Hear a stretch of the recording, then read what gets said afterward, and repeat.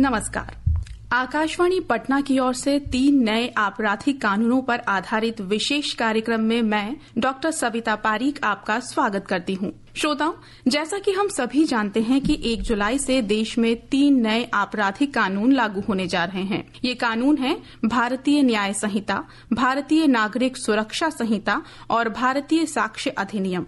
ये तीनों कानून ब्रिटिश काल के भारतीय दंड संहिता आईपीसी, भारतीय साक्ष्य कानून आईईए और दंड प्रक्रिया संहिता यानी सीआरपीसी की जगह लेंगे। देश के मुख्य न्यायाधीश डीवाई चंद्रचूड़ ने इन नए कानूनों को बदलते भारत के लिए वाटरशेड मोमेंट यानी ऐतिहासिक करार दिया है। इन नए कानूनों में आपराधिक न्याय प्रणाली में सुधार लाने के मकसद से कई संशोधन किए गए हैं।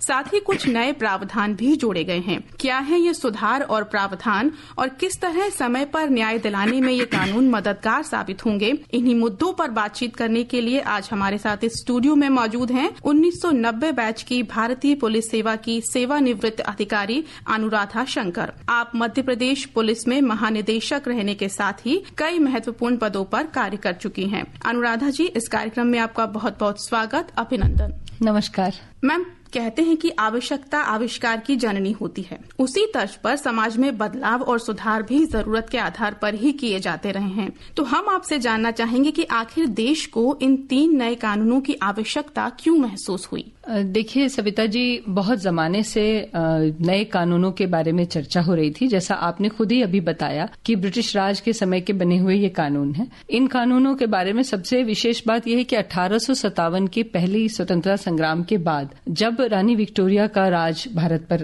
कायम हुआ तो यह महसूस हुआ उन लोगों को कि भारत बहुत सारी विविधताएं दिखती हैं, लेकिन दरअसल मन एक ही है, क्योंकि पूरे देश ने एकजुट होकर ब्रिटिश राज का विरोध किया था। तो ऐसे कानून बनाए गए जो हम पर कंट्रोल कर सकें, कमांड कर सकें। वो आप देखेंगे कि सभी के नाम में दंड है, या तो वो दंड प्रक्रिया संहिता है या दंड विधान है, दंड शब्द का प्रयोग है।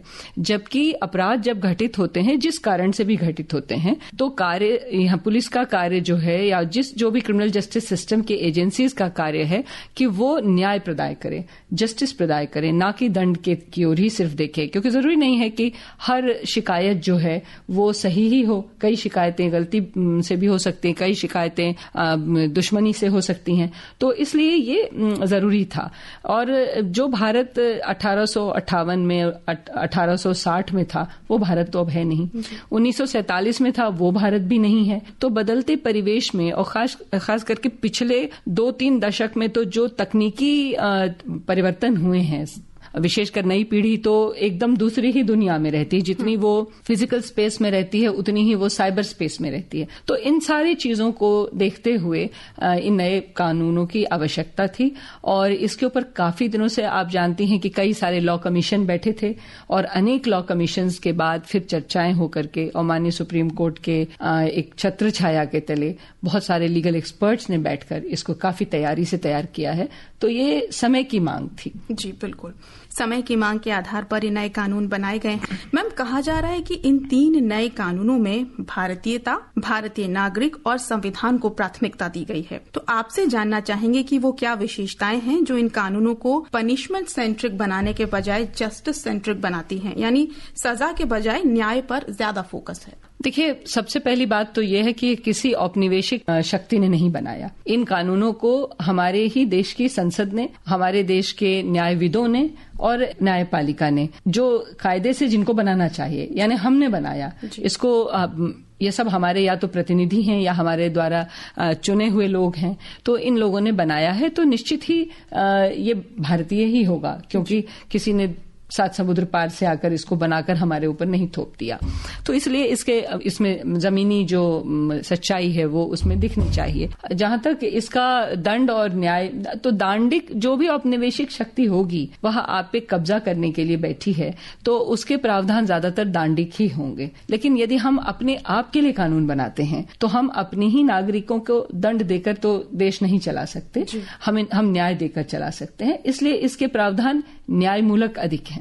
इन कानूनों में कम्युनिटी सर्विस की बात की गई है। ये सजा किस तरह के अपराधों पर लागू होगी और क्या बड़े अपराध भी कम्युनिटी सर्विस के दायरे में आएंगे? आपकी टिप्पणी जानना चाहेंगे। नहीं, ऐसा तो नहीं होगा। जो छोटे मोटे अपराध हैं, जो जिनमें बहुत ज्यादा किसी के धन की या किसी की हानि नहीं हुई है या किसी की चोट नहीं पहुंची है, पहली बार छोटी मोटी चोरी है, इस तरह की चीजें हैं, उसमें सामुदायिक सेवा का मूलतः वो एक सामाजिक उत्तरदायित्व आपका बोध आपको हो कि आप क्राइम करते हैं तो समाज को भी तो आप डिस्टर्ब करते हैं ना। तो ऐसे लोग ऐसे प्रावधानों में ही, सिर्फ छोटे छोटे अपराधों में ही उसमें कम्युनिटी सर्विस की, जी, कम्युनिटी सर्विस की, सामुदायिक सेवा की है। एक्चुअली वो पनिशमेंट भी नहीं है, वो सुधारात्मक है, वो दांडिक नहीं है, सुधारात्मक है। जी जी। अगले सवाल की ओर हम बढ़ते हैं कि नए कानून में महिला और बच्चों से जुड़े अपराधों को कम करने के लिए एक नया अध्याय शामिल किया गया है। तो आपसे जानना चाहेंगे कि वे क्या प्रमुख प्रावधान हैं जिन्हें महिला और बच्चों के हितों में ध्यान में रखते हुए इस चैप्टर में शामिल किया गया है।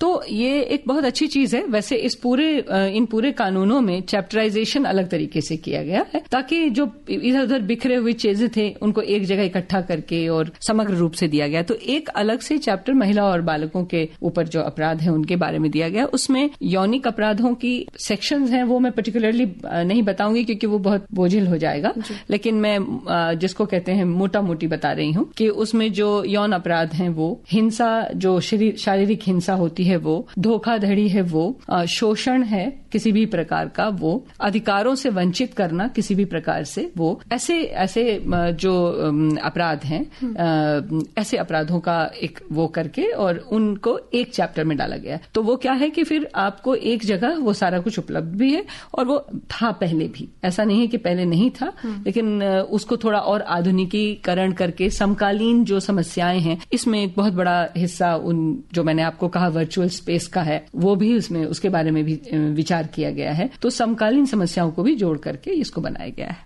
जी, कोई ऐसी नई बात, कोई नई चीज इन कानूनों के जरिए महिला और बच्चों के लिए विशेष तौर पर शामिल की गई है, वो आप मेंशन करना चाहेंगे यहाँ? हाँ, जैसे किसी को पति और पत्नी है कोई और पृथक हो गए, पृथक होने के बाद पति ने पत्नी के साथ जबरदस्ती की, तो ये पहले बहुत मुश्किल था क्योंकि विवाह की संस्था को मान्य करते हुए जब तक वो कानूनी तौर पे अलग नहीं हो गए और इस प्रकार से मुक्त नहीं हो गया, विवाह का से वे दोनों मुक्त नहीं हो गए, तब तक इसको कायम करना बहुत मुश्किल होता था। तो अब ये अगर वो पृथक रहते हैं या जबरदस्ती पति करता है पत्नी के साथ, तो वह भी इसमें शामिल है। इस तरह से और भी चीजें हैं, जैसे गर्भपात आदि कारित करवाते हैं स्त्रियों का, और बालकों के प्रति, जैसे आपके प्राधिकार में कोई बालक है, आप उसके गार्जियन हैं, अभिभावक हैं और उस दौरान आपने कुछ किया, या कार्यालय में आपके किसी महिला आपके पास काम करती है और उसके साथ आपने किसी प्रकार से उसको प्रलोभन देकर, भय दिखाकर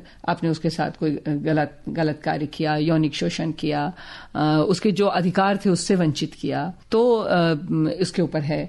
आपके घर में कोई स्त्री ऐसी है जिसका कि इलाज कराना आवश्यक है लेकिन आपने उसको उससे वंचित रखा, यानी किसी भी प्रकार से आपने शरीर को अथवा उसकी संपत्ति को अथवा उसकी गरिमा को अगर आपने ठेस पहुंचाई तो उसके ऊपर हो सकता है। तो ये इसमें है प्रावधान। जी, ये विशेष प्रावधान है।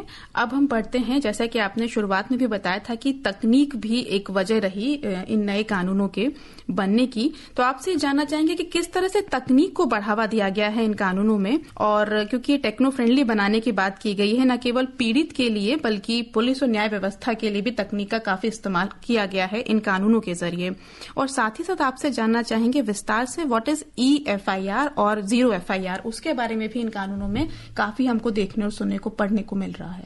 तकनीक के बारे में मैं आपको ये बताऊं कि जो पिछले कई वर्षों से पुलिस ने प्रयास किया है सभी FIR कंप्यूटर पे ही दर्ज करने का, आप यहाँ पर भी देख रही होंगी, और कहीं पे भी भारत में तो CCTNS सिस्टम है, उसके तहत उसको सारे, ताकि सभी जगह से कनेक्टेड हो जाए, पूरे देश में कहीं भी अपराध घटित हो तो उसकी जानकारी दूसरी जगह पहुंच जाए और उसके बैकग्राउंड। तो ये, लेकिन ये काफी दिनों से ये चल रहा था और इसका लेकिन कोई प्रावधान न्यायिक रूप से नहीं है, मतलब विधि में कोई प्रावधान नहीं था। कई जगह आपने सुना होगा कि न्यायालय ने वीडियो कॉन्फ्रेंसिंग करके एविडेंस ले लिया या हियरिंग मॉनिटरिंग कर ली, जेल में कोई बहुत दुर्दांत अपराधी हैं, विशेषकर आतंकवादी जो जेलों में रहते हैं, उनको लाना ले जाना सुरक्षा का एक बहुत बड़ा काम होता है, तो उनसे जेल में कर लेते थे वीडियो कॉन्फ्रेंसिंग। तो ये भी न्यायालय की अपनी एक मंशा थी, किसी न्यायालय ने ऑर्डर कर दिया, किसी ने नहीं किया। पुलिस ने कहीं पर फोटो ले लिया, वीडियो ले लिया, कहीं कर लिया, कहीं नहीं कर लिया। तो ये जो छोटी छोटी चीजें थी, प्रयोग थे छोटे छोटे अलग अलग, इन प्रयोगों से सीखते हुए इन तीनों जो हमारे कानून बने हैं नए, तो इन तीनों कानून में बीएनएस में, बीएनएसएस में और बीएसए में, तीनों के अंदर एक इम्पॉर्टेंट पार्ट यह है कि एफआईआर करने से लेकर चालान या खात्मा करने तक हर प्रक्रिया में आप तकनीकी का इस्तेमाल करेंगे। यानी एफआईआर आपने की तो उसकी एक इलेक्ट्रॉनिक कॉपी सीसीटीवी पे है, मजिस्ट्रेट को जाती है, तो वो विक्टिम को भी दी जाएगी जिसने अब उसको एफआईआर को दर्ज कराया है। जितनी पूरी जो विवेचना होगी, जो अन्वेषण होगा, उस अन्वेषण के दौरान इन्वेस्टिगेशन के हर स्टेज पे विक्टिम को उसकी सूचना दी जाएगी, मजिस्ट्रेट को सूचना, सब इलेक्ट्रॉनिकली दी जा सकती है। फिर इलेक्ट्रॉनिकली जो भी उपलब्ध है, जैसे मान लीजिए कि कोई अपराध करता है, मान लीजिए अभी हम यौनिक अपराधों के बारे में बात कर रहे थे, तो जैसे किसी बालक के बारे में, बालक को ऑनलाइन उसको परेशान कोई कर रहा है, तो वो ऑनलाइन परेशानी में उसके मोबाइल में, उसके माता पिता के मोबाइल में या उसके स्कूल के मोबाइल में जो भी एविडेंस वहां पर है, उसको भी न्यायालय में प्रस्तुत किया जा सकता है और वो साक्ष्य माना जाएगा। पहले मैं आपको बताऊं कि ये साक्ष्य नहीं माने जाते थे। तो अब वीडियो साक्ष्य, ऑडियो साक्ष्य, फिर परीक्षण जो किए जाएंगे साक्ष्य के, फोरेंसिक्स जिसको हम कहते हैं, तो उसको पूरे फोरेंसिक्स के परीक्षण जो होते हैं वो हमारे पूरे इलेक्ट्रॉनिक भी वहां पर, अब इलेक्ट्रॉनिक सामान या साइबर एविडेंस है, वर्चुअल स्पेस में जो एविडेंस है, वो सब कोर्ट में मान्य होंगे। सबसे जो बड़ी चीज है, जो पुलिस की बात आपने कही कि जब पुलिस किसी के घर जाएगी सर्च करने या कोई सामान जब्त करने के लिए, यानी उसकी तलाशी में और जब्ती में, सभी में पुलिस अपने मोबाइल, प्रेफर किया गया है मोबाइल को, ऐसा नहीं कि मोबाइल से ही करना है आपको, लेकिन अब प्रेफर किया गया है कि आप अपने मोबाइल से वहां पर रिकॉर्डिंग करेंगे, आपकी उपस्थिति वहां थी, कब थी, कैसे थी, तो मोबाइल में से करने से वो सारा कुछ एविडेंस आ जाता है, तो वो भी करेंगे। यानी संपूर्ण प्रक्रिया में इलेक्ट्रॉनिक उपादानों का उपयोग किया जाएगा। जी बिल्कुल। ईएफआईआर का क्या है? हाँ। किस तरह से वो दर्ज की जा सकेगी? क्या थाने में उपस्थिति अनिवार्य होगी या बिना थाने में जाए ही एफआईआर दर्ज मान ली जाएगी? तो ईएफआईआर का भी प्रयोग कुछ राज्यों में, दक्षिण के कुछ राज्यों में, मध्य प्रदेश में, इन जगहों पे अभी तक किया गया है। उसकी व्यवस्था ये है कि ईएफआईआर में आपको कहीं जाने की आवश्यकता नहीं है। आपको अब लगभग सभी थानों की और जिलों की और राज्यों की अपनी ऐसी वर्चुअल स्पेस में प्रावधान है कि आप वहां जाकर, उनका एक ईमेल आईडी है या कई जगह फॉर्म हैं, जो एफआईआर के फॉर्म्स हैं, उनको उनके वेबसाइट पे जाके आप एक्सेस कर सकते हैं, उसमें आप उसको प्रॉपर तरीके से डाल दे सकते हैं। अगर वो अपराध बनता है इन प्रावधानों के तहत, पहले आईपीसी वगैरह के तहत होता था, अब इनके तहत, तो अगर वो अपराध बनता है तो वो अपराध इलेक्ट्रॉनिकली दर्ज कर दिया जाएगा। उसके लिए आपको जाने की जरूरत नहीं है, लेकिन यह है कि आपको आपकी आइडेंटिटी को वेरीफाई किया जाएगा कि आप सही में मनुष्य हैं या कोई बॉट है, तो ये देखा जाएगा। और आपका जो अपराध घटित हुआ है, क्या वो इन धाराओं में कहीं अपराध घटित होता है, तो ये ईएफआईआर है। जीरो एफआईआर इससे अलग है। ईएफआईआर में आपको उस थाने या उस जिले या उस राज्य के जो आधिकारिक वेबसाइट है उस पर जाकर आपको दर्ज कराना है, सारी डिटेल देनी है, आपका वेरिफिकेशन होगा।